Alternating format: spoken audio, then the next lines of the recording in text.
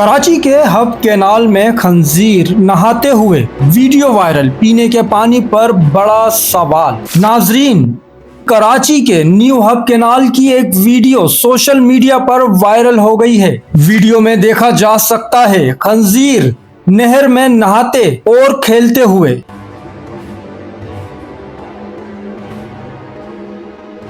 कराची में पीने का पानी पहले ही नायाब है और अब वो भी खंजीर की नापाकी की जद में आ गया है।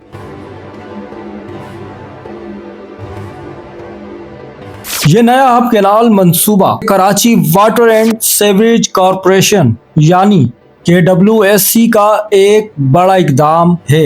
इसका इफ्तिताह 13 अगस्त 2025 को किया गया था ताकि कराची को रोजाना 100 MGD पीने के काबिल पानी फराहम किया जा सके। लेकिन हिफाजती इकदाम न होने के बाइस इस नहर में जानवर अक्सर डूबने का खतरा रखते हैं। शहरियों में इस वीडियो के बाद पानी की सफाई और हिफाजत के हवाले से तशवीश पैदा हो गई है।